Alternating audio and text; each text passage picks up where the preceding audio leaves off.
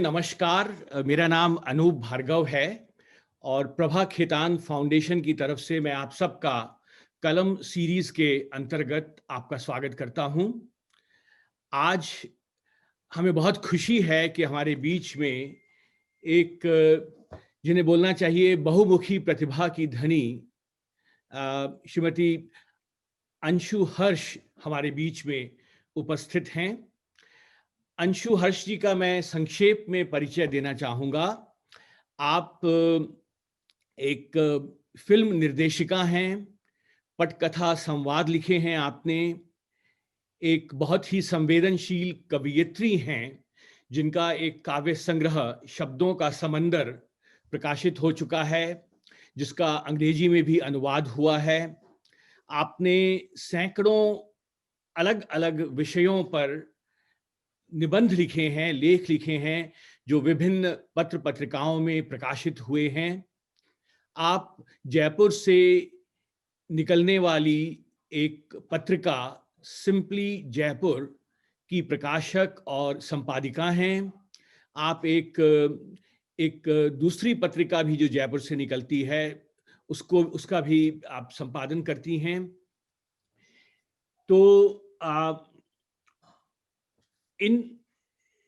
इस छोटे से परिचय के साथ और एक छोटी सी कविता जो उनकी मैंने हाल ही में पढ़ी, उनके संग्रह शब्दों का समंदर, उसकी जो शीर्षक कविता है कि खामोशी में है शब्दों का समंदर, जब कभी खामोश रहती हूं उस समंदर में डूबकर मन के जाल में कई शब्दों को पकड़ लाती हूं।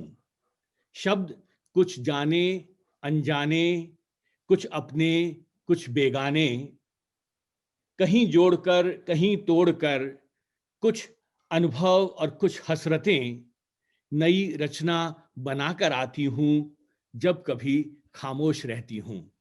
तो इस खामोशी में शब्दों के समंदर को ढूंढने वाली अंशु हर्ष जी का मैं स्वागत करता हूं और उन्हें मैं आमंत्रित करता हूं कि वो हमारे बीच आएं और शुरू में हमसे कुछ कहें और फिर हम उनसे एक बेहद अनौपचारिक बातचीत हम लोग शुरू करेंगे। स्वागत है अंशु जी आपका।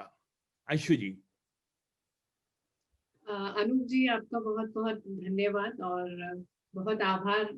इतना सुंदर परिचय आपने मेरा दिया, बहुत धन्यवाद उसके लिए। और साथ ही मैं धन्यवाद देना चाहूंगी प्रभा खेतान फाउंडेशन का कि मुझे आप सभी लोगों से रूबरू होने का जो आज मौका मिला है, इसके लिए मैं उनको बहुत बहुत आभार अभिव्यक्त करती हूँ। और आप सभी से जुड़कर मुझे बहुत खुशी होगी, क्योंकि नए लोगों को नई कविताएं सुनाने में जो मजा एक कवि को आता है, वो एक कवि से बढ़कर और कौन समझ सकता है और कौन जान पाता है। प्रभा खेतान फाउंडेशन का जो कलम सीरीज है, अपनी भाषा अपने लोगों की जो बात है, वो बहुत ही एक खूबसूरत अभिव्यक्ति है सभी के लिए जो लोग इससे जुड़े हैं। तो उन इस कलम के लिए और इस प्लेटफॉर्म के लिए मैं बहुत उनको धन्यवाद देती हूँ, फाउंडेशन को और कलम सीरीज को। बहुत बहुत धन्यवाद। और जैसा कि आप देख रही हैं, ये कार्यक्रम हम लोग न्यूयॉर्क से कर रहे हैं, तो हमारे बीच में न्यूयॉर्क से और आसपास के शहरों से बहुत से लोग जुड़े हुए हैं। तो यहाँ पे मैं ये बात कहना चाहूँगा कि क्योंकि हम लोग अपनी मिट्टी से दूर हैं, तो जब हमें अपनी मिट्टी से जुड़ने का मौका मिलता है, किसी ऐसे व्यक्ति से जो हमारे देश में बैठा हो, आपके पीछे हवा महल हमें दिख रहा है, तो उसको देखकर ही एक अजीब सी प्रसन्नता हो रही है और हम महसूस कर रहे हैं कि जैसे हम खुद जयपुर में हों। तो उसको ध्यान में रखते हुए आपका एक बार फिर से स्वागत है और अब हम लोग बातचीत शुरू करते हैं। तो अंशु जी, इसको हम बिल्कुल अनौपचारिक रूप से रखेंगे, एक बातचीत हो रही है और हमारे श्रोता भी जो हमारे बीच में हैं, वो उन्हें भी हम अवसर देंगे कि वो भी आपसे सवाल कर सकें और फिर उसके बाद हम आपकी अंत में आपकी कविताएं तो सुनना चाहेंगे ही। तो इनके साथ हम शुरू करते हैं आपके आपके सफर के बारे में। तो ये तो बताने की ज़रूरत नहीं है कि आप कहाँ से हैं, वो आपकी पृष्ठभूमि में साफ दिखाई दे रहा है। तो लेकिन हम आपको आपके बचपन की ओर ले जाना चाहेंगे और कुछ बताइए हमें बचपन के बारे में कि आप कहाँ बड़ी हुई, कैसे बड़ी हुई, क्या-क्या बातें आपको बचपन की याद हैं और ऐसी बातें जिन्होंने आपके व्यक्तित्व को बनाने में एक सार्थक योगदान दिया। तो ऐसी बातों को याद करते हुए हम बातचीत को शुरू करना चाहेंगे। जी। अ, बहुत ही सुंदर आपका सवाल है, क्योंकि जब भी हम बचपन की बात करते हैं तो एक खूबसूरत एक चुलबुलापन हमारे अंदर कहीं झलकने लग जाता है। और मैं अगर अपने बचपन की बात करूँ तो मेरा जन्म बिल्कुल इस जो खूबसूरत धरोहर आप मेरे पीछे देख रहे हैं, इसी गुलाबी नगरी में मेरा जन्म हुआ है। वैसे मैं प्रॉपरली मेडता सिटी जोधपुर की तरफ की रहने वाली हूँ, लेकिन मेरे फादर क्योंकि पुलिस ऑफिसर रहे तो उस वक़्त वो जयपुर में थे और मेरा जन्म जयपुर में हुआ। और बचपन हर 2 साल, 3 साल, कभी 6 महीने में उनकी ट्रांसफ़र के साथ मेरी जगह बदल जाती थी। मेरी स्कूल बदल जाती थी, मेरे साथ के दोस्त बदल जाते थे, मेरा पड़ोसी बदल जाता था। तो उस वक़्त मुझे बहुत कोफ्त होती थी इस बदलाव से, क्योंकि फिर एक नए माहौल में एडजस्ट करने में बहुत थोड़ी-सी प्रॉब्लम आती थी। कहीं अच्छे लोग मिलते थे, कहीं कुछ अच्छा नहीं लगता था। एक बच्चे के साथ जिस तरह की चीज़ें होती हैं। लेकिन अब जब मैं पीछे मुड़ के देखती हूँ, जो व्यक्तित्व की बात आपने पूछी, तो वही सारी चीज़ें मेरे व्यक्तित्व में अब मुझे बहुत सपोर्ट करती हैं। जो बदलाव मैंने हर पल देखे, हर दिन देखे, हर साल देखे, वो मुझे लिखने के लिए इंस्पायर करते हैं। वो मेरे जीवन की जो परिस्थितियाँ आती रहती हैं, कभी ऊपर, कभी नीचे, जो जीवन चलता रहता है, उनको हैंडल करने में वो बहुत ही अहम भूमिका निभाते हैं। और जिस तरह से एक पुलिस ऑफिसर मतलब सिटी की सेवा में या देश की सेवा में जिस तरह से रहते हैं, क्योंकि 2-3 जगह ऐसी भी रही मेरे साथ कि जहाँ पर कर्फ्यू लगते थे। और कनेक्टिविटी की बात करें तो आज की तरह की कनेक्टिविटी वैसी नहीं होती थी। जी, जी। तो वायरलेस के थ्रू मैसेजेस आते थे और एक घबराहट सी होती थी। लेकिन हम अपनी मम्मी को देखते थे तो वो बहुत काम, एकदम कूल और काम रहती थी। वो कोई भी चीज़ से, शहर में दंगे हो रहे हैं, मेरे पापा बाहर हैं, लेकिन घर में उन्होंने एटमॉस्फेयर इतना शांति और सुकून भरा कर रखा है, कभी वो बेचैन होते हुए हमने उनको नहीं देखा। तो एक जो सहजता हमने उनसे सीखी, वो बहुत ही मतलब मैं आज भी उस चीज़ को हमेशा याद करती हूँ। और मैं जी, आज भी जी। उस चीज़ को फ़ॉलो करने की कोशिश करती हूँ कि कैसी भी परिस्थिति हो जाए, लेकिन सहज रहना बहुत ज़रूरी है जीवन में। जी, जी। तो चलिए अब हम आते हैं जो आपका जो विविध आयाम है आपके आपके व्यक्तित्व के, आपके परिचय के, तो उसमें जो सबसे पहली बात उभर के आती है वो आपका है कवयित्री होना। आपने बहुत खूबसूरत कविताएँ लिखी हैं, मैंने आपका पूरा जो आपने मुझे संग्रह भेजा था शब्दों का समंदर, उसकी मैंने लगभग सभी कविताएँ पढ़ी हैं और एक बहुत ही सरल, सहज अनुभूति मुझे उनमें दिखाई दी। उसमें कोई बनावटीपन नहीं है, कविताओं का कोई व्याकरण की भी आपने विशेष चिंता नहीं करी है। मुक्त छंद में आपने अपनी बातों को बड़े सरलता से आपने अभिव्यक्त किया है। तो ये जो कविता के बारे में जो आपका जो सोच है और आपकी जो लिखने की जो रुचि है, उसके बारे में कुछ बताइए कि वो कब से शुरू हुई और उसमें किन बातों का योगदान रहा और थोड़ा-सा उसके बारे में हमें बताइए?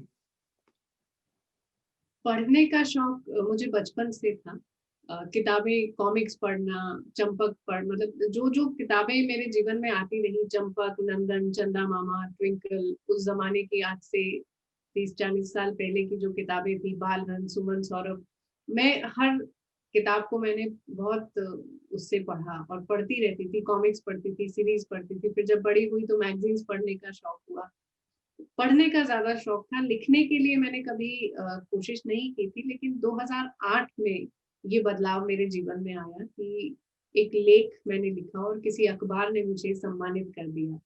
तो वो मेरी लाइफ का टर्निंग पॉइंट आप कह सकते हैं कि एक गृहिणी, क्योंकि 2000 में मेरी शादी हो गई थी और 2008 में एक ऐसे ही अखबार में देख के लेख लिख दिया और विजेता घोषित हो जाना एक गृहिणी के लिए शायद बहुत ही इंस्पायर करने वाला चीज़ हो जाती है। बस उस पल से मैंने सोचा कि अब कुछ लिखना शुरू करना चाहिए। तब मैंने लिखना शुरू किया और फिर फ्रीलांस राइटिंग में अखबारों के लिए करने लगी। इसमें बड़े अखबारों में सभी जगह मैंने लिखा, फिर मैगज़ीन्स के लिए लिखने लगी। तो इस तरह से ये लिखने की जर्नी शुरू हुई और फिर अपनी फीलिंग्स को शेयर करना मैंने किया, कविताएं लिखना शुरू किया। तो जो सहज भाव, जैसे आपने जो जिस कविता से शुरू किया कि आसपास के एटमॉस्फेयर को देखकर, ऑब्जर्व करके मैंने कुछ लिखना शुरू किया। तो बस वो सादगी सरलता जो आसपास नजर आती थी उन्हीं को अपनी पंक्तियों में पिरो देती थी। तो इस तरह से कविता लेखन बहुत की शुरुआत हुई। बहुत बहुत बहुत अच्छे, बहुत अच्छे। और इसका अंग्रेजी में भी आपने लिखा, आपने इसमें अनुवाद हुआ है इन कुछ कविताओं का? अभी उसका प्रोसेस हो गया है। समंदर नाम से वो किताब आ रही है। ये शब्दों का समंदर है और जी, समंदर द ओशन एक अभी प्रोसेस में है। वो बहुत जल्द बहुत आप सभी के हाथ में होगी किताब। तो बहुत अच्छे, इंग्लिश ट्रांसलेशन उन कविताओं का हुआ है। बहुत बहुत अच्छे, बहुत अच्छे। तो ये आपने किया है या किसी और ने किया है उन किसी और कविताओं का? किसी और किसी ने। और ने किया है। क्योंकि कविताओं का अक्सर अनुवाद जो है बहुत ही थोड़ा कठिन काम है एक तरह से। बहुत लंबा तो समय हो गया इस काम को चलते हुए, क्योंकि पहले अनुवाद हुआ वो मुझे सेटिस्फाई नहीं कर पाया, तो फिर से बिल्कुल। उनका अनुवाद हुआ। तो इस प्रोसेस को चलने में ही 3 साल का समय जी, लग जी, गया है। तो जी, जी। क्योंकि कविताओं के भाव को और कविता की लय को, दोनों को बनाए रखते हुए अनुवाद करना एक एक चुनौती है अपने आप में। तो हमें उसकी प्रतीक्षा रहेगी अंग्रेजी अनुवाद की भी। तो उसके बारे में हम बात करेंगे। तो चलिए अब हम लोग बढ़ते हैं आपके दूसरे जो आपने जो उपलब्धियां रही आपकी। और आपने फ़िल्म बनाई एक क्रमशः नाम से। तो वो भी आपने मुझे लिंक भेजा था और वो लघु कथा है बहुत छोटी-सी, 15-20 मिनट की करीब। जी। तो वो मैंने देखी और बड़ी मन को छूती हुई एक स्त्री की मन की भावनाओं को एक बहुत ही सहज रूप में, एक सशक्त रूप में आपने अनुभूति दी है, एक अभिव्यक्ति दी है उसकी। तो उसके बारे में कुछ बताइए, उससे जुड़े हुए अनुभवों के बारे में कि कैसे आपको उसके बनाने की प्रेरणा मिली और उसके बारे में? फ़िल्म बनाने की प्रेरणा मुझे मिली, जैसे फ़िल्म फेस्टिवल भी हम ऑर्गेनाइज़ करते हैं, उसके जी, जी। फाउंडर मैं और मेरे हस्बैंड हैं। तो फ़िल्म फेस्टिवल के लिए काम करते-करते ऐसे ही, क्योंकि लेखक भी हूँ, तो कुछ ना कुछ क्रिएटिव करने का या कुछ ना कुछ नया करने का हमेशा मन में एक जज़्बा रहता है। तो एक कहानी लिखी थी एक राइटर के लिए, और आपने अगर जैसे फ़िल्म देखी है तो देखा होगा जी, कि ऑटोबायोग्राफ़ी की उसमें बात थी। जी, और जी। उससे कुछ समय पहले मैं किसी प्रोग्राम में थी और ऑटोबायोग्राफी ही उस प्रोग्राम में लॉन्च हो रही थी। तो एक महिला ने ही अपनी ऑटोबायोग्राफी लॉन्च करी थी। तो एक सवाल मेरे मन में आया वहाँ से कि क्या एक महिला जब अपनी ऑटोबायोग्राफी लिखती है, तो वो क्या उसमें सच लिख पाती है? नहीं लिखती। तो बस इसी थॉट को लेकर मुश्किल मुश्किल काम है ज़रा। तो बस इसी थॉट को लेकर ये फ़िल्म मैंने बनाई, क्योंकि इसमें कुछ पंक्तियाँ हैं कि मैं जब अपनी कहानी लिखूँगी उसमें अपने जीवन का हर सच लिखूँगी। वो जी, जी। इस तरह का एक कॉन्सेप्ट मेरे दिमाग में आया और उसको मैंने पर्दे पे उतारने की कोशिश करी। तो इस तरह से ये फ़िल्म क्रमशः टू बी कंटिन्यूड, क्योंकि इसका बिल्कुल। जो थीम है वो इसी तरह है कि ऑटोबायोग्राफी लिखी जाएगी और मैं जब मेरे जाने के बाद उसको पढ़ा भी जाएगा तो मैं हर उस आँख में नज़र आऊँगी, हर उस मुस्कान में नज़र आऊँगी जो मेरे जीवन से जुड़ी है। इसीलिए इसका नाम मैंने टू बी कंटिन्यूड दिया कि मेरे जीवन की कहानी चलती रहेगी। कहानी खत्म नहीं हुई है अभी। जी। और जैसा आपने कहा कि अपनी ऑटोबायोग्राफी में सच्चाई बनाए रखना एक बहुत बड़ी हिम्मत का काम है। तो और अपने जीते जी उसको लिखना एक एक बहुत ही हिम्मत का काम है। तो उसके लिए भी हम आपको बधाई देना चाहेंगे। और जी। तो चलिए अब फ़िल्मों की बात हुई तो आप मुझे मालूम है कई बरसों से आप जयपुर में फ़िल्म फेस्टिवल करवा रही हैं। तो उसके बारे में थोड़ा बताइए कि वो कैसे शुरू हुआ और उसमें किस तरह की चुनौतियाँ आपको रहीं शुरू में? और जहाँ तक मैं देख रहा हूँ आजकल विशेषकर लघु कथाओं का जो शॉर्ट स्टोरीज़ हैं, शॉर्ट फ़िल्म्स हैं, उसके प्रति बहुत ही रुचि बढ़ती जा रही है। आप यूट्यूब पर जाइए तो मेरा तो अक्सर ये अच्छा पास टाइम रहता है कि जब थोड़ा समय होता है मुझे तो मैं अक्सर शॉर्ट फिल्म्स की इसमें खोज करता हूँ और बहुत अच्छी लघु कथाएं शॉर्ट फिल्म्स उसमें देखने को मिलती हैं। तो उसके बारे में कुछ अपना अनुभव बताइए कि किस तरह की चुनौतियां रहीं और आगे आपके बारे उसके बारे में क्या विचार हैं? बिल्कुल, सबसे पहले मैं आपकी उस बात का जवाब देना चाहूँगी कि फ़िल्म फेस्टिवल शुरू कैसे किया गया। जी, जी, तो जी, जब मैं अपने जीवन को देखती हूँ, तो कुछ फ़िल्में देख के मेरे जीवन में बदलाव आए। जब मेरे लाइफ़ के टर्निंग पॉइंट्स थे, उनमें कुछ फ़िल्मों का योगदान रहा।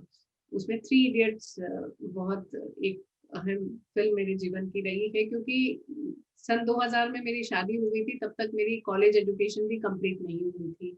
मारवाड़ी जी, परिवार, हालाँकि पढ़े-लिखे परिवार होते थे, लेकिन फिर भी एक बच्चे की ज़िम्मेदारी को पूरा करने के हिसाब से मेरी शादी हो गई, और कुछ करने का जज़्बा था, लेकिन एक रिबेलियस थॉट कभी नहीं आया। तो जैसे लाइफ़ चल रही थी, वैसे चल रही थी, और जब मैंने थ्री इडियट्स देखी, तब उसमें एक टैगलाइन जो थी कि काबिल बनो तो कामयाबी झक मार के आपके पीछे आएगी। उससे पहले मेरे जो विचार चलते थे वो ये थे कि मेरे पास सिर्फ एक सिंपल ग्रेजुएशन की डिग्री है, उसमें भी नंबर बहुत अच्छे नहीं है। लाइफ में क्या किया जा सकता है, और मुझे ये था कि पहला कुछ करना है, टर्म 1 जो होती है, पहला डॉक्टर बन चुका, पहला ये बन चुका, पहला वो बन चुका, अब पहला क्या किया जाए? तो वो पहला मेरे जीवन में मेरी मैगज़ीन आई कि this is first bilingual magazine of जी, राजस्थान। तो जी, वो टर्म मैंने उस मैगज़ीन के माध्यम से अपनी लाइफ़ में पूरी करी। तो जो टास्क मैं लेती रही, वो यही थे कि मेरी में काबिलियत जो है, मैं पहचानती हूँ उनको, और मेरी फैमिली भी सपोर्टिव रही, मेरे हस्बैंड भी सपोर्टिव रहे। तो मैं उन चीज़ों को करती रही कि अब ज़रूरी नहीं है आपके पास कोई डिग्री हो तो ही आप कुछ कर पाएँगे।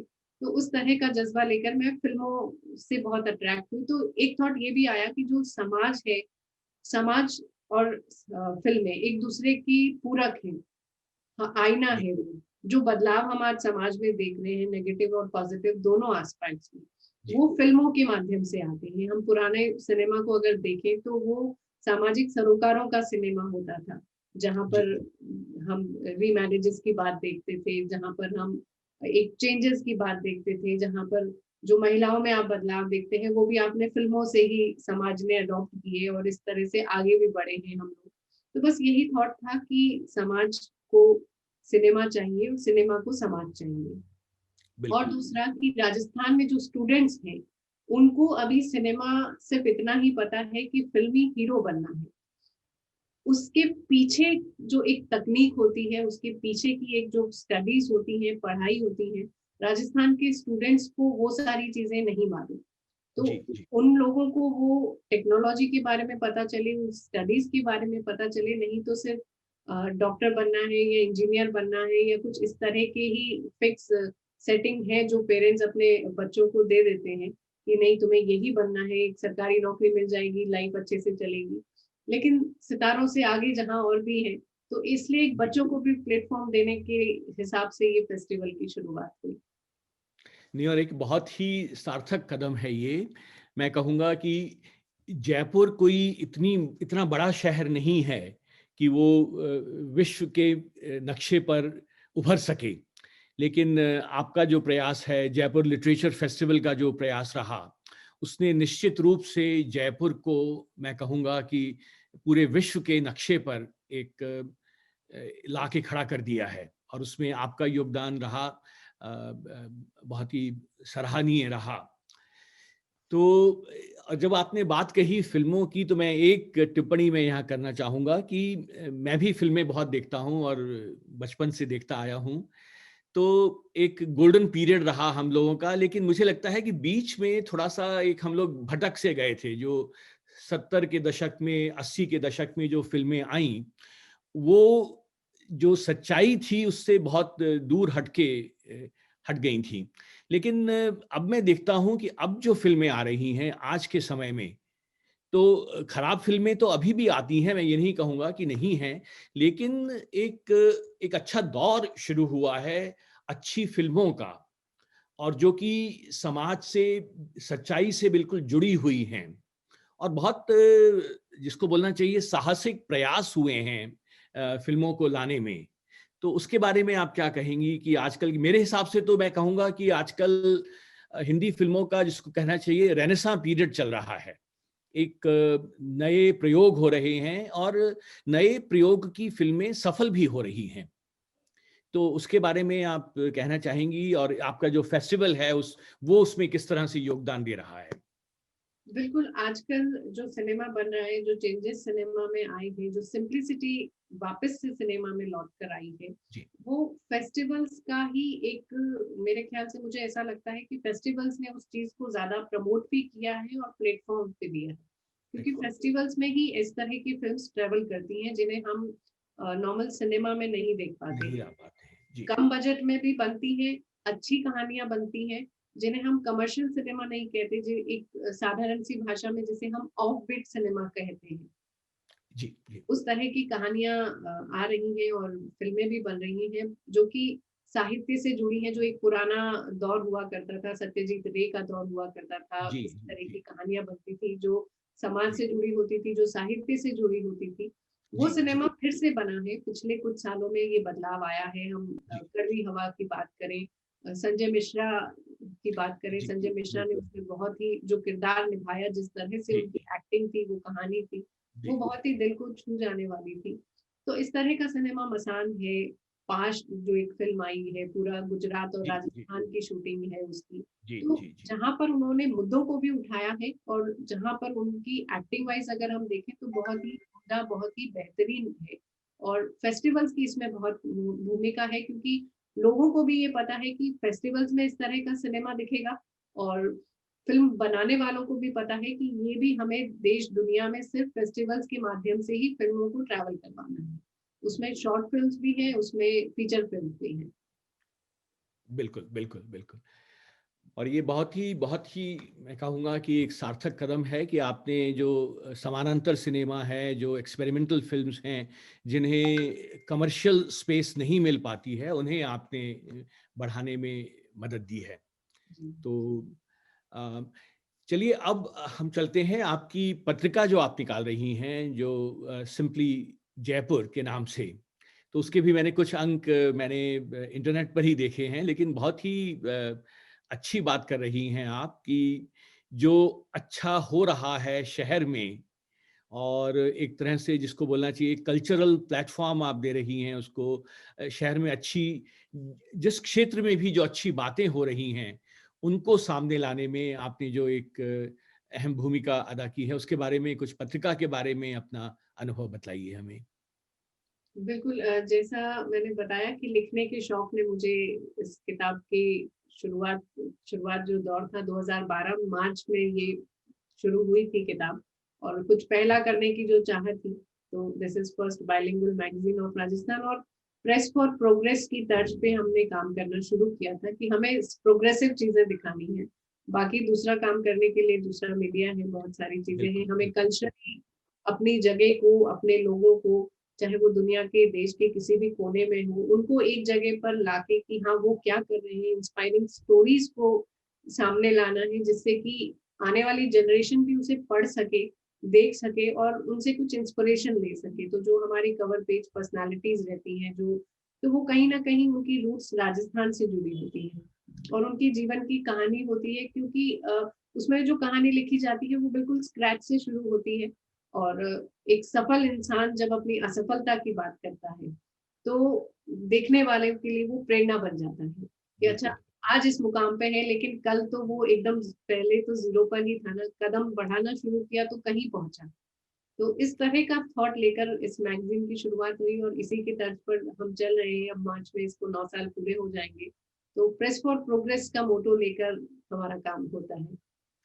तो वो भी मैं कहूँगा कि आपकी ज़िंदगी की ही एक तरह से हकीकत है कि जिस तरह से आपने खुद एक, जैसे आपने कहा कि एक मारवाड़ी, टिपिकल मारवाड़ी फैमिली, जो कि अक्सर, मैं जनरलाइज़ेशन नहीं करना चाहूँगा, लेकिन काफ़ी कंज़र्वेटिव फैमिलीज़ हुआ करती हैं। तो उसमें से आपने निकल के जिस तरह से आपने नए मुकाम आपने हासिल किए हैं, नई दिशाएँ आपने तलाश की हैं, फ़िल्मों को बनाना, पत्रिका को शुरू करना, कविताएँ लिखना, तो वो खुद अपने आप में मैं कहूँगा कि उसकी एक मिसाल है। और ये जो पत्रिका जो आप बात कर रही हैं, वो भी मैं कहूँगा कि आपकी ज़िंदगी का ही एक तरह से प्रतिबिंब कहना चाहूँगा। कि जो प्रतिभाएँ उभर के नहीं आ पाती हैं, जिन्हें स्थान नहीं मिल पाता है, उन्हें आपने अपनी पत्रिका के कवर पेज पे लाकर एक तरह से उन्हें रेखांकित किया है। तो उसके लिए भी मैं बधाई की पात्र हैं आप। और चलिए अब हम बात करते हैं कि ये तो हुई जो आपने अब तक जो हासिल किया है, लेकिन अभी तो आपको बहुत मंजिलें तय करनी हैं और आपने इतनी कम अवस्था में ये जो मुकाम हासिल किए हैं। लेकिन अब हम बात करना चाहेंगे कि आगे आपके क्या विचार हैं, क्या आपकी योजनाएं हैं, जिन स्वप्नों को आप पूरा करना चाहेंगी, एक मूर्त रूप देना चाहेंगी, उसके बारे में कुछ बताएं हमें। जी, लेखक एक लेखक के रूप में मैं अपने आप को ज़्यादा मतलब मैं जो सपना देखती हूँ एक लेखक, बड़े लेखक के रूप में अपने आप को हमेशा देखती हूँ। ठीक है, मैगज़ीन है, बिज़नेस, वो एक बिज़नेस का पार्ट हो गया। मैं जैसे एज़ एन मीडिया एंटरप्रेन्योर अपने आप को मैं मानती हूँ कि वो मेरे एक रोज़गारी का माध्यम है। फ़िल्म फेस्टिवल है, वहाँ पे भी कमर्शियल एंगल कुछ होता है, कुछ सोशल कंसर्न भी होते हैं। लेकिन एक पर्सनल जो मेरी फीलिंग है एक लेखक होने के लिए, वहाँ मैं अपने आप को एक बहुत बड़े मंच पर देखना चाहती हूँ, क्योंकि अ, फिर मैं उन चीज़ों को याद करती हूँ जहाँ पर, क्योंकि उस जगह से हूँ जहाँ की मीराबाई थी। तो जो उन्होंने लिखा, तो हमेशा मैं उनसे एक आशीर्वाद मैं माँगती हूँ अपने लिए कि आपने जो लिखा वो जिस तरह से विश्व विख्यात हुआ, उसका एक छोटा-सा अंश मुझे ज़रूर दीजिएगा, जिससे मैं भी थोड़ी-सी ख्याति मैं भी अर्जित कर सकूँ। तो वो मेरी फीलिंग हमेशा रहती है। तो आपने तो मीराबाई की बात की, मैं आपका एक साक्षात्कार देख रहा था जिसमें आपने अमृता प्रीतम जी के बारे में भी बातचीत की है, तो वो भी शायद एक तरह से आपका आदर्श स्रोत रही हैं। तो अमृता जी के बारे में कुछ बात करना चाहेंगी? बिल्कुल, ये मीरा हुई, अमृता हुई, ये अमृता जी की एक पंक्ति है, अगर आपको ध्यान हो कि जहाँ कहीं आज़ाद रूह की झलक पड़े तो समझ लेना वही मेरा घर है। तो क्या मीरा बात है! की अगर मैं बात करूँ तो वो बहुत पुरानी बात है, और अमृता की बात करूँ तो आज के दौर की बात है, लेकिन वो दोनों आज़ाद रूहें थी अपने हिसाब से। बिल्कुल, बिल्कुल। इंस्पिरेशन मेरे लिए दोनों हैं, और अमृता को मैं पढ़ती हूँ, आज के दौर की कवयित्री वो रही हैं, और हम लोग उनके फॉलोअर्स हैं, उनको पढ़ के इंस्पिरेशन लेते हैं, कविताएँ जो लिखते हैं, सीखते हैं, वो कहीं न कहीं वो प्रेरणा मेरी बिल्कुल है, क्योंकि एक स्वतंत्र विचार है जो स्वच्छंद नहीं है।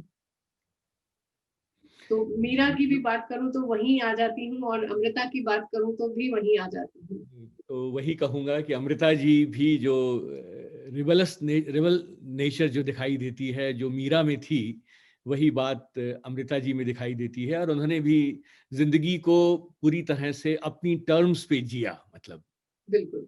जैसे-जैसे मीरा ने किया था। तो चलिए, तो नहीं, उसके लिए बहुत-बहुत शुभकामनाएँ, और मुझे विश्वास है कि अ, आप जो जो जैसा आपने कहा कि लेखन को एक गंभीरता से लेने का जो आपका प्रयास और अपने आप को स्थापित करने का, उसके लिए बहुत-बहुत शुभकामनाएँ। और निश्चित रूप से आपकी और किताबें हमें पढ़ने को मिलेंगी, जी। तो उसकी बात करते हैं। और चलिए अब मैं ज़रा हम लोग कुछ समय के लिए मंच को हम लोग खोलते हैं, और अगर दर्शक आपसे कुछ सवाल पूछना चाहें तो हम उन्हें आमंत्रित करना चाहेंगे, या उससे पहले अगर आप कुछ अपनी तरफ से कुछ बात कहना चाहें जो मैंने आपसे नहीं पूछी हो, आप करना चाहें, तो पहले हम आपको समय देंगे। नहीं, आप ओपन कर दीजिए जो हम सवाल करते आए। हैं, और फिर आपसे अंत में कविताएँ तो हम सुनेंगे ही, उसके साथ ही हम लोग समाप्ति करेंगे। तो जैसा कि हमने कहा कि ये बिल्कुल अनौपचारिक मंच है, तो बस हम लोग चाहेंगे कि एक-एक करके हम लोग आपको मौका दें। तो आप लोग अपना रेज़ हैंड कर सकते हैं, एक तो वो तरीका हो सकता है। एक मुझे गैलेक्सी के नाम से कोई हैं, जिन्होंने अपना हैंड रेज़ किया है, तो वो अगर पूछना चाहें तो अपने आप को आप अनम्यूट करें और आप सवाल पूछें। मनीष भार्गव, हाँ, मनीष पूछना चाहते हैं। तो मनीष, तुम आप अपना अनम्यूट करिए और अपना सवाल आप पूछ सकते हैं।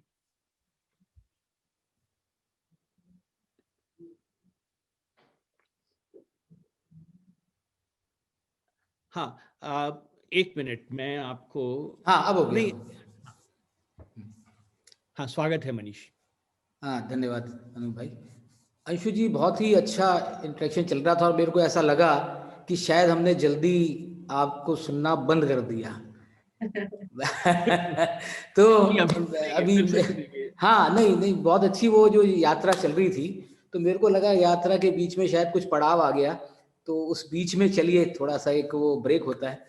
तो मैं अभी जयपुर से 3000 किलोमीटर दूर हूँ, लेकिन ये जो आपने पृष्ठभूमि में हवा महल दिखा दिया, तो मैं वापस कहीं अपने आप को वापस कनेक्टिविटी रख रहा हूँ, और अभी 3-4 दिन बाद जयपुर वापस पहुँच जाऊँगा मैं। मेरा ये कहना है कि मैं एक इंजीनियरिंग इंस्टीट्यूट में हूँ, एनआईटी में हूँ मैं, और प्रोफेसर हूँ। और यहाँ मैंने देखा कि आपने जैसा बताया कि आपको मौका मिला शादी के बाद 2008 से, लेकिन यहाँ यूथ मैंने देखा है कि वो इंजीनियरिंग कर रहे हैं, लेकिन अपने साथ कुछ ना कुछ टैलेंट लेके जरूर आए हुए हैं। यानी कविता, लिटरेरी क्लब और ये सब हैं, लेकिन वो उस चीज को शायद उस लेवल तक या उस स्तर तक नहीं ले जा पा रहे। तो ऐसी कौन सी चीज है जो एक तो रोकती है, और उनको ये क्या करना चाहिए कि वो इस चीजों को, क्योंकि बहुत सारे लोगों को देखा मैंने, बोलते हैं, लिखते हैं और मजा आता है, हम स्टेज पे ही देख लेते हैं, लेकिन किसी तरह से हम उनको ये मोटिवेट नहीं कर पा रहे कि ठीक है, आपने इंजीनियरिंग डॉक्टरी कर रहे हैं और आप में ये टैलेंट भी है, तो उसको लेके आगे बढ़िए।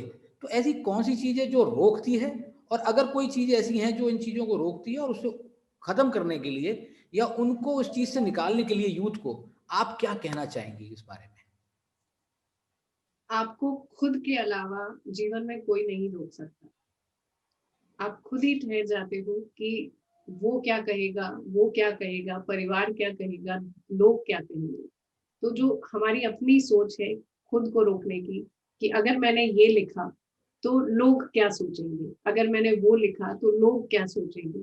तो कई बार जब मैं भी कविताएं लिखती हूँ, कभी तकलीफ लिखती हूँ, दर्द लिखती हूँ, तो लोग सवाल उठाते हैं कि तुम्हारे जीवन में ऐसा क्या है। तब मैं उनको कहती हूँ कि एक कवि जब लिखता है तो वो सिर्फ अपनी आप बीती नहीं लिखता, वो जग बीती लिखता है। जो कायनात में देखता है वो उसको ऑब्जर्व करता है और वो लिखता है। और आज का जो यूथ है जिसकी आप बात कर रहे हैं, वो बड़ा कंफ्यूज्ड यूथ है। जो अपब्रिंगिंग भी हम बच्चों को देते हैं वो उतनी स्वतंत्र नहीं देते, उनको एक सीमा में बांध के हम बड़ा करते हैं। तो एक दायरा उनको हमने पकड़ा दिया कि अगर वो पूरा नहीं हो पाया तो पेरेंट्स की नाराजगी है, या वो अगर जीवन में कमा नहीं पाए उतना जितना पेरेंट्स ने उनको इंजीनियर बनाने के लिए खर्चा किया है, या वो जो उन्होंने ड्रीम्स उनके ऊपर थोप दिए हैं कि नहीं इंजीनियर बनना है तो इंजीनियर ही बनना है, इसके अलावा तुम अभी इधर उधर ध्यान देने की जरूरत नहीं है। तो वो एक जो रुकावट हमने बच्चों के सामने खड़ी करी है, वो चीज बच्चों को रोकती है। तो जरूरत है कि उनको एक्सप्लोर करने की। उसके लिए बच्चों को नहीं, पेरेंट्स को ये सिखाना जरूरी है कि बच्चे हैं, उनमें अपना एक जो गुण होता है उसी फ्लो में उनको बहने दीजिए। वो अपना रास्ता खुद बनाएगा। वो चमकता हुआ सितारा होता है, वो चमकेगा जरूर, चाहे आप उसको कितने भी तहों के नीचे दबा के रखेंगे। मुझे याद आ रहा है, एक दो पंक्तियां किसी ने कही थी कि हमारी जो जिंदगी है वो गेहूं के लिए और गुलाब के लिए इनके बीच में झूलती रहती है, कि एक तरफ हमें जो पेट है गेहूं की जरूरत है, तो उस गेहूं की जरूरत के उसमें कई बार हम लोग गुलाब को सूंघना भूल जाते हैं। तो मेरे ख्याल से यही एक जो बैलेंस हम लोगों को बनाए रखना है कि एक तरफ जहां हम लोग इंजीनियरिंग करने आए हैं, इतना जैसा आपने कहा कि माता पिता का इतना पैसा हम लोग खर्च कर रहे हैं और हमें लगता है कि हमें कुछ करना है, लेकिन साथ में जो आपकी जो दूसरी रुचियां हैं वो एक तरह से बैक सीट ले लेती हैं। तो एक संतुलन बनाए रखना उसमें जरूरी हो जाता है। बिल्कुल। तो बहुत अच्छा, धन्यवाद भाई, धन्यवाद। बस धन्यवाद मेरा एक मनोज। सजेशन है कि आप जैसे लोग आके आके अगर कोई एक ऐसा प्लेटफॉर्म दें यूथ को, क्योंकि इतने सारे इंस्टीट्यूट हम सुनते रहते हैं, ये खुल गया, वो खुल गया, ऐसा ओपन हो गई, अभी इस चीज के लिए भी एक प्लेटफॉर्म मिले, तो जहाँ पे बच्चा अपना तो वहां मैं कहना चाहूंगा कि ये जो इंटरनेट है उसने एक अपने आप एक बहुत ही सशक्त माध्यम दे दिया है। कि पहले जो हुआ करता था, जैसे किसी को अपनी किताब प्रकाशित करनी है तो एक बहुत बड़ी एक प्रक्रिया हुआ करती थी, लेकिन अब तो किताब को प्रकाशित करना और उसको अवेलेबल कराना इंटरनेट पे बहुत सरल हो गया है।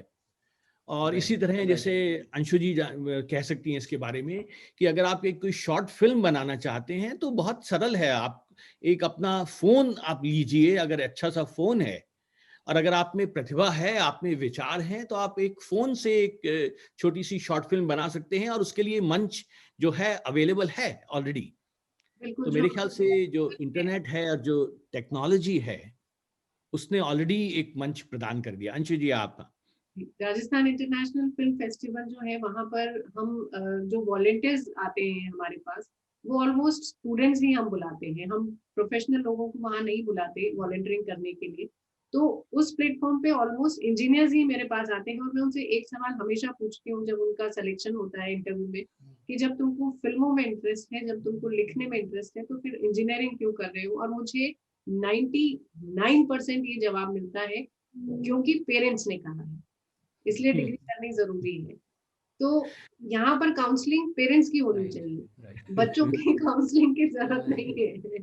तो वो, और ऐसा प्लेटफॉर्म हमने राजस्थान इंटरनेशनल फिल्म फेस्टिवल का क्रिएट कर रखा है जहाँ पर बच्चे अपने आप को एक्सप्लोर करते हैं। धन्यवाद, थैंक यू अनूप भाई। धन्यवाद। अच्छा विक्रम भैया, हाँ विक्रम जी पूछना चाहेंगे। आप अपने आप को अनम्यूट कीजिए विक्रम भैया और सवाल पूछिए अपना।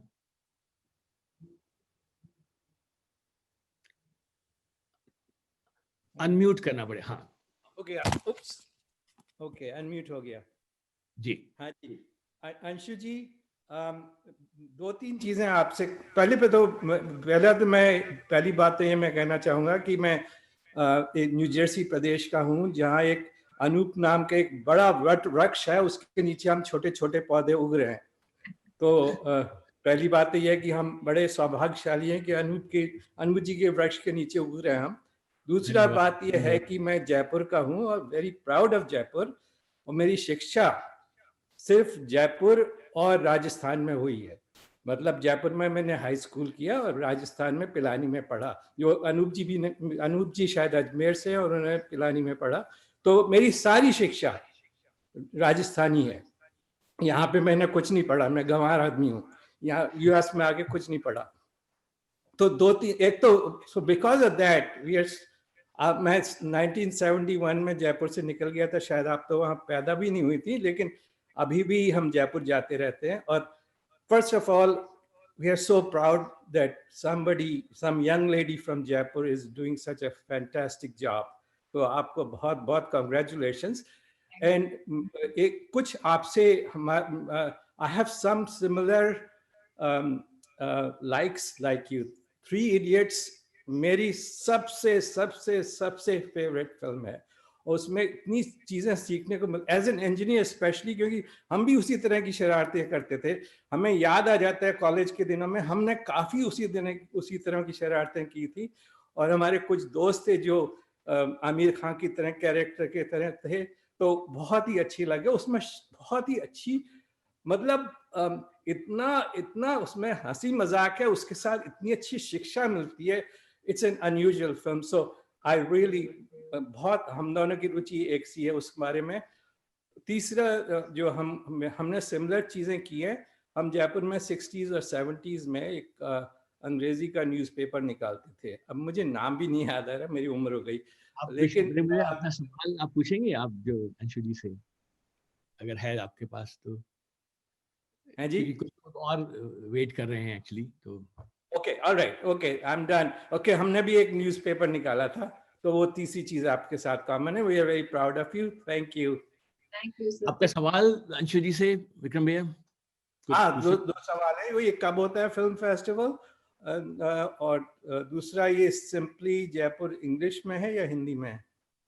फिल्म फेस्टिवल हर साल जनवरी में होता है, और लेकिन इस साल 21 में हम इसको मार्च में कर रहे हैं, क्योंकि because of this pandemic time थोड़ा सा डिले करना पड़ रहा है इसको। तो मार्च में इस बार होगा 2021 में। और जो मैगजीन है वो बायलिंगुअल है, हिंदी भी है उसमें और इंग्लिश भी है। Thank you. धन्यवाद विक्रम भैया। और मेरे ख्याल से और कोई अगर सवाल पूछना चाहें, एक, हाँ यहाँ से आपका नाम, गो हेड, अपने आप को अनम्यूट करिए और हाँ नीरजा, हाँ हाँ, प्लीज अनम्यूट एंड या अनम्यूट।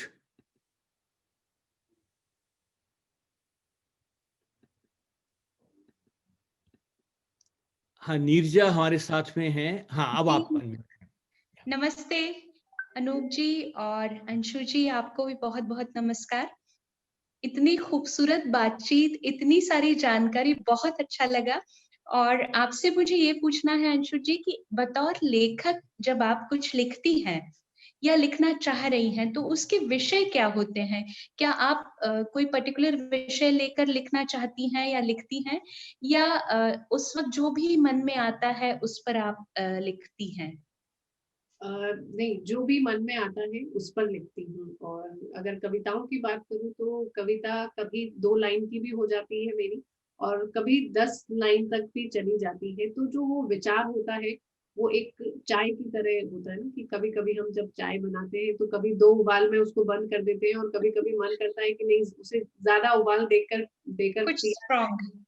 बिल्कुल स्ट्रॉन्ग। तो बस उसी तरह के होते हैं कि अब वो विचार किस तरह का है, क्या ऑब्जर्वेशन मैं कर पाई उस पर, उसी तरह से मैं उसको अपने लेखन में लेती हूँ।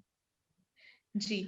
और किस तरह का लेखन आप ज्यादा पसंद करती हैं? कहानियां लिखना या कुछ छोटी कहानियां लिखना, या जैसे मराठी में हम कादम्बरी कहते हैं, उसे लिखना, उपन्यास लिखना? आपकी पर्सनल पसंदीदा क्या है? कौन सी विधा है? कहानियां मैंने लिखी है, तो बहुत ज्यादा लंबा नहीं लिखती मैं, क्योंकि मुझे लगता है कि अभी का जो दौर चल रहा है, जिस तरह से मैं यंग यूथ को देखती हूँ, समय उनके पास कम होता है, और कम कम शब्दों में बड़ी बात समझने की कोशिश जो करवाना मैं चाहती हूँ, बस उसी विधा पे मैं अभी काम करती हूँ। तो 2 लाइनर्स, 4 लाइनर्स या 8-10 लाइन में अपनी कविता कह जाना। और अगर कहानी लिखती हूँ तो ज़्यादा से ज़्यादा 2 पेज या 3 पेज की कहानी लिख जाती हूँ। हाँ, उपन्यास लिखने का मन है मेरा, कब पूरा कर पाऊँगी वो मैंने अभी सोचा नहीं है, और उसका विषय भी अभी मेरे ज़हन में कोई ऐसा आया नहीं है कि इतना विस्तृत लेखन मैं किस विषय पे करूँ। तो अभी तो जो छोटे-छोटे ऑब्जर्वेशन जीवन से जुड़े हैं, वो किसी के काम आ सके, किसी की इंस्पिरेशन बन सके, चाहे वो प्रेम की बात हो, चाहे वो जीवन में कुछ सीखने की बात हो, या चाहे दर्द की बात हो, तो बस उसी चीज़ से कनेक्ट करती हूँ अपने आप को। जी, बहुत शुक्रिया, बहुत अच्छा। हम इंतज़ार करेंगे आपके उपन्यास का। और आपने इंस्पिरेशन की बात की, तो एक इंस्पिरेशन तो आप दोनों ने मुझे दे दिया, अमृता प्रीतम और मीरा। इस पर अब मैं कुछ करना चाहूँगी। तो बहुत-बहुत धन्यवाद आपका मेरे सवाल का जवाब देने के लिए। अनूप जी, बहुत शुक्रिया। धन्यवाद नीरजा। नीरजा का थोड़ा सा संक्षिप्त परिचय, पुणे से हमारे साथ जुड़ी हैं, और अभी हम लोगों ने जो पिछले महीने विश्व रंग कार्यक्रम किया था, उत्सव किया था, उसमें नीरजा का बहुत योगदान रहा, और धन्यवाद उसके लिए। Thank you. तो चलिए, अब हमारे पास सवाल शायद खत्म हो गए हैं। एक्चुअली दुर्गा प्रसाद जी हमारे साथ जुड़ रहे हैं अभी जयपुर से। अंशु जी आप जानती ही हैं उनको, जी। तो वो शायद देर से जुड़े हैं। दुर्गा प्रसाद जी, आपका स्वागत है। और अगर, हाँ दुर्गा प्रसाद जी नमस्कार, स्वागत है आपका। आप थोड़ा देर से आए, और तो मेरे ख्याल से अब हम लोग एक बार आपकी कविताओं की तरफ चलते हैं अंशु जी, और उसके बाद अगर फिर सवाल हुए तो हम लोग फिर से आप आएंगे। लेकिन मैं आपकी जो कुछ कविताएं मैं जो पढ़ रहा था, और जैसा कि मैंने कहा कि आपकी कविताओं में एक जो सरलता है, सहजता है, और किसी विशेष विधा में आपने नहीं लिखा है, मुक्त छंद में, लेकिन उसकी जो जो कुछ बातें जो छूती हैं, उसमें मुझे आपकी एक कविता विशेष रूप से याद आ रही है कि बहुत बरसों से एक नियम मैं हर दिन निभाती हूँ, हर दिन नियत समय पर मैं तुमसे मिलने आती हूँ। तो वो मैं चाहूंगा कि वो आप विशेष रूप से हमें सुनाएं, और उसके अलावा आप जो भी सुनाना चाहें, जितने भी समय आप सुनाना चाहें, मंच आपका है। स्वागत है आपका। जी, बहुत धन्यवाद। ये कविता मुझे बहुत अच्छी लगती है, मेरी अपनी ही कविता, क्योंकि इसमें जो मेरे भाव हैं, जिस तरह से मैं नियत समय पर एक मंदिर जाने का जो नियम होता है, उस भाव को मैंने यहाँ प्रकट करने की कोशिश करी है। तो जी। बस उसी भाव को आप सब भी अपने ज़हन में रखिए कि हम अपने ईश्वर से जब मिलने जाते हैं, जब मंदिर जाते हैं, कोई नियम निभाते हैं, उस नियम की बात इसमें है। तो आप सभी के समक्ष मेरी कविता स्वागत है। कि बहुत बरसों से एक नियम में हर दिन निभाती हूँ, हर दिन नियत समय पर मैं तुमसे मिलने आती हूँ। तुम देखो ना देखो मुझे, तुम सुनो या ना सुनो मुझे, लेकिन मैं वादे की पक्की हूँ, अपना वादा निभाती हूँ। हर दिन नियत समय पर मैं तुमसे मिलने आती हूँ। जैसे हम भगवान के सामने जाते हैं, वो हमें देख रहे हैं या नहीं देख रहे हैं, लेकिन हम तो उन्हें देखते हैं। बस यही भाव को मैंने प्रकट बहुत किया सुंदर, है। बहुत सुंदर। जो पीड़ा की ज्वाला होती है, वो भाव रूप हो जाती है। जो पीड़ा की ज्वाला होती है, वो भाव रूप हो जाती है। इसीलिए तुमसे मुलाकात का मैं कोई पल नहीं ठुकराती हूँ। मुझे जब भी मौका मिलता है, तो मैं उस पल को सहेज लेना चाहती हूँ। बहुत अच्छे। इसलिए तुमसे मुलाकात का मैं कोई पल नहीं ठुकराती हूँ। हर दिन नियत समय पर मैं तुमसे मिलने आती हूँ। अब किसी की जरूरत नहीं, बस तुम साथ हो।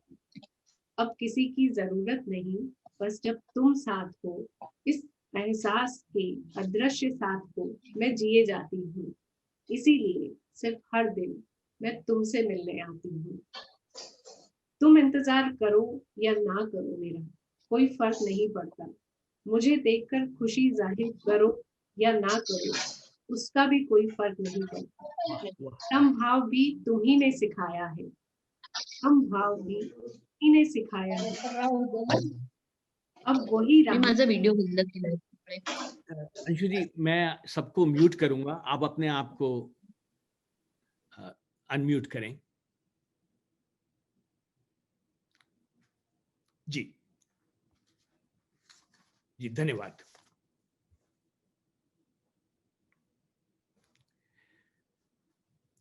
तुम इंतजार करो ना करो, कोई फर्क नहीं पड़ता। मुझे देखकर खुशी जाहिर करो ना करो, कोई फर्क नहीं पड़ता।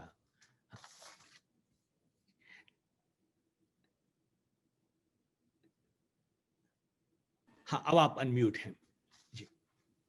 तो तुम इंतजार करो ना करो, मुझे कोई फर्क नहीं पड़ता।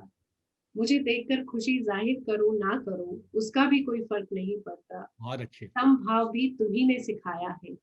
जो मूर्ति होती है प्रभु की, वो एक भाव में रहती है, उसमें ना कभी खुशी दिखती है, ना कभी क्रोध दिखता है, एक समभाव दिखता है। तो वही समभाव जीवन में भी होना चाहिए। यही प्रेरणा ईश्वर से ली है। तो जो समभाव भी तो तुमने ही सिखाया है। बस अब वही राह जीवन की जिए जाना चाहती हूँ। सिर्फ इसीलिए मैं तुमसे हर दिन नियत समय पर मिलने आती हूँ। बहुत बहुत धन्यवाद। अच्छे, बहुत अच्छे, बहुत अच्छे। कई स्तरों पर ये कविता छूती है। एक एक प्रणय कविता कह लीजिए, लेकिन एक उससे बढ़कर कहीं एक सूफियाना जो अंदाज है इसमें, वो जी, मन को छूता है कि बहुत बहुत अच्छे। कुछ और अंशु जी, अब आपकी पसंद की, ये तो आपने मेरी पसंद से सुनाई, कुछ अपनी पसंद की कविताएं और सुनना चाहेंगे आपसे? जी। एक कविता है, वो भी इसी भाव को आप मान के चलिए कि कोई जीवन में जब आया, तो कैसा भाव मन में आता है। इसे आप प्रेम भी मान सकते हैं, इसे एक ईश्वर की आस्था भी मान सकते हैं। जी। तो उसी की तर्ज पर एक कविता है। मेरे जीवन में तुम आए, क्योंकि तुम जानते थे मुश्किलों को आना था। मेरे जीवन में तुम आए, क्योंकि रिश्ता पुराना था और तुम्हें मेरा साथ निभाना था। मेरे जीवन में तुम आए, क्योंकि भटक गया था मैं अपने रास्ते से, और तुम्हें मुझे फिर से रास्ते पे लाना था। क्या बात है। मेरे जीवन में तुम आए, क्योंकि मेरे सफर में थोड़ा अंधेरा था, और तुम्हें उस राह पर दीप जलाना था। मेरे जीवन में तुम आए, क्योंकि मुझे मेरे जीवन से कई सवाल थे, और तुम्हें हर सवाल का जवाब मुझे सुझाना था। क्या बात है, क्या बात उस है। तुम्हें हर सवाल का जवाब मुझे सुझाना था। बहुत अच्छे, बहुत अच्छे, बहुत अच्छे, बहुत अच्छे। हमारे पास और समय है, आप सुनाना चाहें तो अंशु जी। जी, इस बीच अगर किसी के जहन में कोई सवाल आता है तो वो फिर से मुझसे पूछ सकते हैं, और तब तक मैं अपनी तो अगर इजाजत हो तो मुझे एक अपनी छोटी सी कविता याद आ रही है, आपकी ही जमीन पर, जिसमें आपने कहा कि जो बात एक प्रणय कविता भी हो सकती है और अपने आराध्य से भी हो सकती है। जी, तो अगर इजाजत हो तो मैं 4 पंक्तियां प्रस्तुत बिल्कुल करना चाहूंगा। स्वागत है। मैंने कहा था कि सुनो तुम जानती हो, मेरा अस्तित्व तुमसे शुरू होकर तुम पर खत्म होता है। सुनो तुम जानती हो, मेरा अस्तित्व तुमसे शुरू होकर तुम पर खत्म होता है। फिर बता सकोगी मुझे मेरा विस्तार अनंत सा क्यों लगता है। मुझे मेरा विस्तार अनंत सा क्यों लगता है।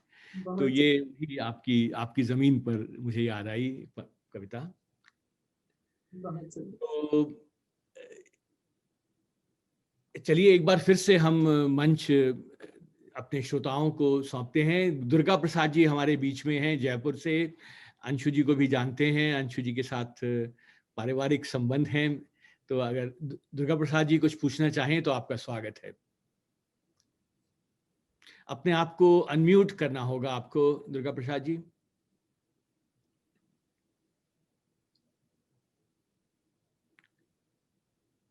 चलिए वो शायद सुन नहीं पा रहे हैं या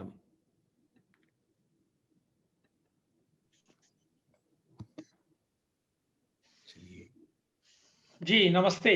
हाँ नमस्कार दुर्गा प्रसाद जी, स्वागत है आपका।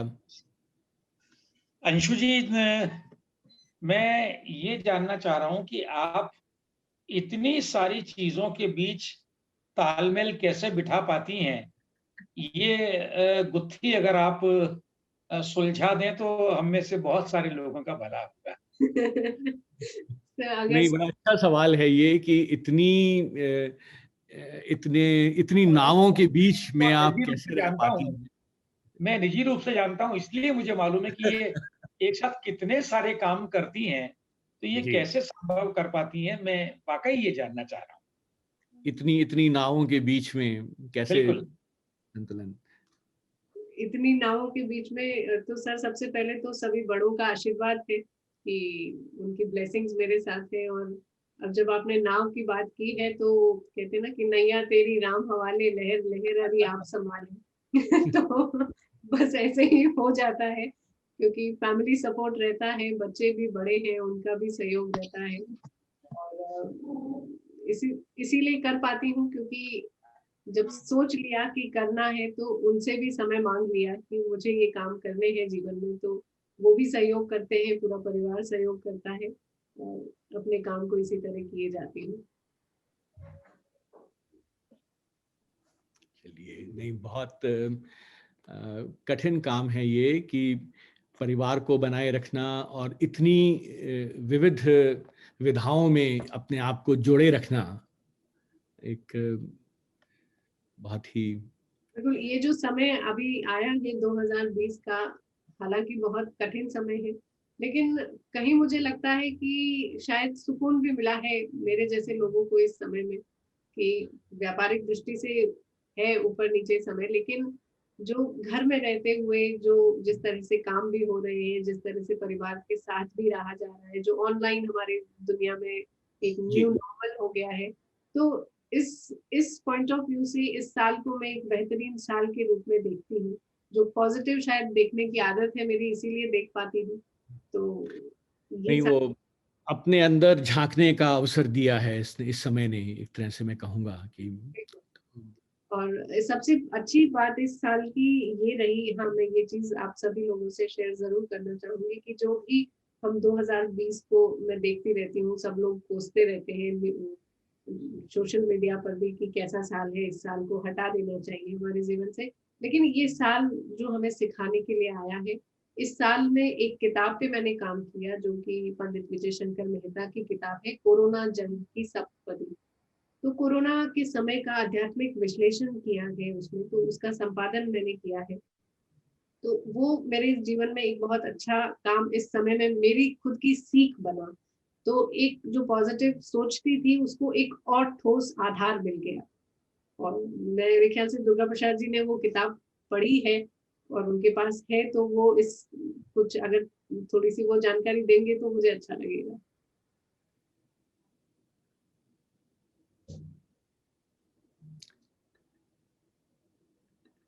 दुर्गा प्रसाद जी, आप कुछ बोलना चाहेंगे उस किताब के बारे में, जैसा कि अंशु जी ने कहा?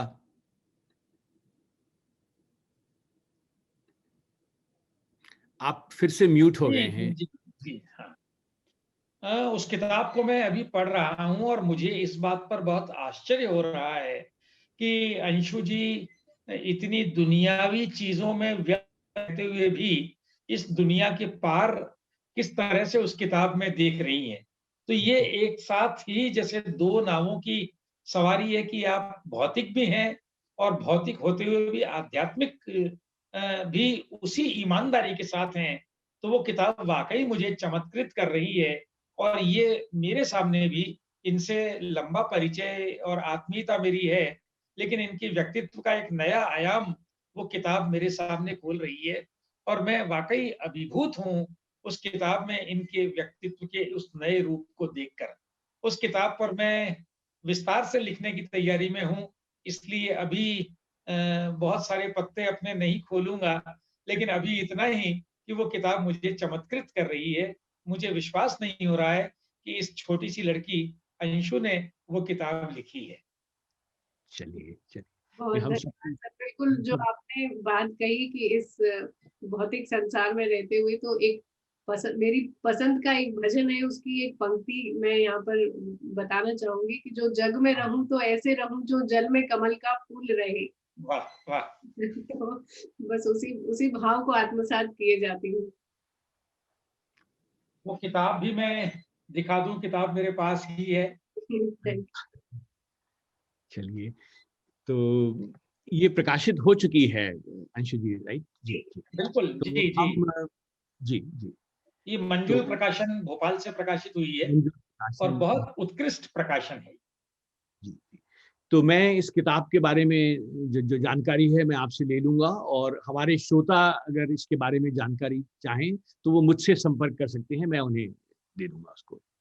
मंजुल प्रकाशन भोपाल। धन्यवाद। तो अंशु जी, बहुत अच्छा लगा आपसे बात करके, और अब हमारा समय थोड़ा समाप्त होने जा रहा है। तो लेकिन अगर आप कुछ जुड़ना चाहें या हमारे श्रोता, कुछ दर्शक हमसे आपसे कुछ पूछना चाहें तो उनका एक बार फिर से स्वागत है। और अगर आप अंत में अपनी कविता से उसको समाप्त करना चाहें तो उसका भी स्वागत है। जी और बिल्कुल। मैं एक कविता नहीं कह सकते, कुछ भाव है, कुछ पंक्तियां हैं जो कि हम अपने दोस्तों से या अपने लाइफ पार्टनर से, जो जीवन साथी है हमारे, हम उनसे जो बात करते हैं उन भावों को कुछ प्रकट करती है। छोटी छोटी 4-5 पंक्तियां हैं अलग अलग तरह की, वो मैं आप सभी लोगों से शेयर करती हूँ। आप सभी स्वागत, कहीं ना कहीं उससे कनेक्ट कर पाएंगे अपने जीवन में। स्वागत स्वागत है। तुम उम्र की झलक दिखलाती हुई सफेद चांदी को एक रंग में रंग देते हो। तुम उम्र की झलक दिखलाती हुई सफेद चांदी को एक रंग में रंग देते हो, और मेरे बालों पे आई हुई चांदी मुझे चमकती हुई सुहाती है। तुम्हारा और मेरी उम्र का फासला काफी लंबा है। ये जब एक उम्र आने के बाद जब बाल डाई करने और सफेद बाल रखने की बात आती है, उस भाव को अभिव्यक्त किया गया है। बहुत बहुत अच्छे हैं, बहुत अच्छे। और मैं खुद को बहुत समझदार समझती हूँ, और तुम भी तो अपनी नादानियां कहाँ स्वीकार कर पाते हो।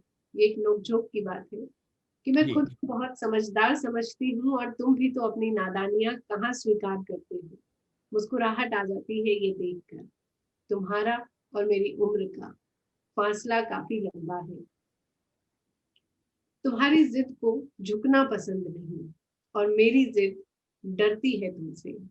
तुम्हारी बहुत जिद को झुकना पसंद नहीं और मेरी जिद डरती है तुमसे। तुम मानते हो इस बात को कि तुम्हारा और मेरी उम्र का फासला काफी लंबा है। बहुत सुंदर, बहुत अच्छे, बहुत अच्छे।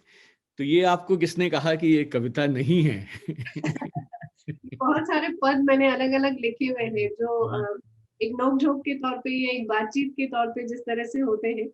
और एक इसी इसी समय की एक और चीज़ है कि जितनी बूढ़ी नानी के चेहरे की झुर्रियाँ हैं, जितनी बूढ़ी नानी के चेहरे की झुर्रियाँ हैं, उतनी ही मैं तुम्हारी फ़िक्र किए जाती हूँ। वाह, पता भी वाह! नहीं होगा तुम्हें, पता भी नहीं होगा तुम्हें कि तुम्हारे हर दर्द की दवा मैं दुआ को बनाती हूँ। सच ही कहते हो तुम, तुम्हारा और मेरी उम्र का फासला काफ़ी लंबा है। तुम्हारा और मेरी उम्र का फासला काफ़ी लंबा है। बहुत अच्छे, बहुत अच्छे, बहुत बढ़िया, बहुत बढ़िया। तो मेरे ख्याल से हर अच्छी चीज़ का अंत होता है, तो अब हम लोग उस सीमा पर पहुँच रहे हैं। आपसे एक बहुत ही आत्मीय बातचीत के लिए बहुत-बहुत धन्यवाद। प्रभा खेतान फाउंडेशन का मैं धन्यवाद देना चाहता हूँ। संदीप भुटोरिया जी का धन्यवाद देना चाहता हूँ, जिन्होंने हमें ये अवसर दिया कि हम आपको अपने यहाँ न्यूयॉर्क और आसपास के श्रोताओं तक पहुँचा सकें। सभी जुड़ने वालों का बहुत-बहुत धन्यवाद। और अ, इसके साथ ही हम लोग आज का ये सत्र समाप्त करते हैं। और रिकॉर्डिंग मेरे ख्याल से रुक चुकी है। अब हम लोग कुछ मिनट के लिए बिल्कुल अनौपचारिक तरह से बिल्कुल बातचीत हम लोग कर सकते हैं। औपचारिक सत्र समाप्त होता है। बिल्कुल औपचारिक सत्र अगर समाप्त होने से पहले मैं अपनी भावनाएं प्रभा खेतान फाउंडेशन और स्पेशली प्रभा जी, खेतान जी के लिए रखना चाहूंगी कि जो हमने मीरा की बात करी, जो हमने अमृता की बात करी और एक मारवाड़ी परिवेश की वो भी बेटी थी, उनकी अगर हम बात करें तो वो भी एक बहुत ही इंस्पिरेशनल लेडी हमारे जीवन में रही है। उनकी जो किताबें हैं, उनका जो प्रभा साहित्य जी, जी, जी, वो बहुत इंस्पायर करता है और कहीं न कहीं मोटिवेट करता है कि मारवाड़ी बेटियाँ, मारवाड़ी बहुएँ भी जीवन में बहुत आगे जाती हैं। और ये जो मंच उनके जाने के बाद संदीप जी ने बनाया है राइटर्स के लिए, ये बहुत ही काबिल-ए-तारीफ़ है कि उस किरदार को वो बहुत आगे तक ले जा रहे हैं और उस किरदार के माध्यम से बहुत सारे किरदार आगे बढ़ रहे हैं।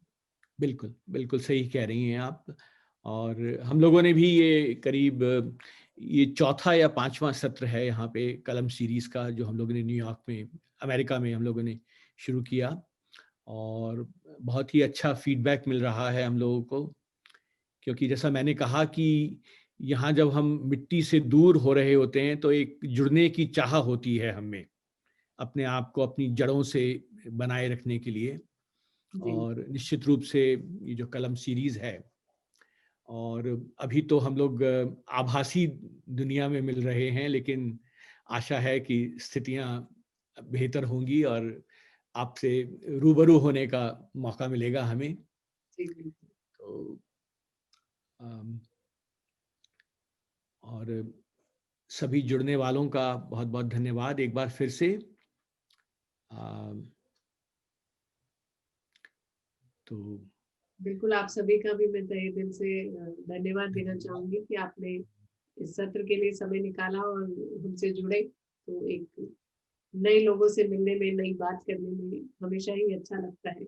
आप सभी को बहुत धन्यवाद। आपको और आपके शहर जयपुर को सलाम, नमस्कार। और थैंक फिर यू। मिलते हैं। जी, धन्यवाद थैंक सभी का।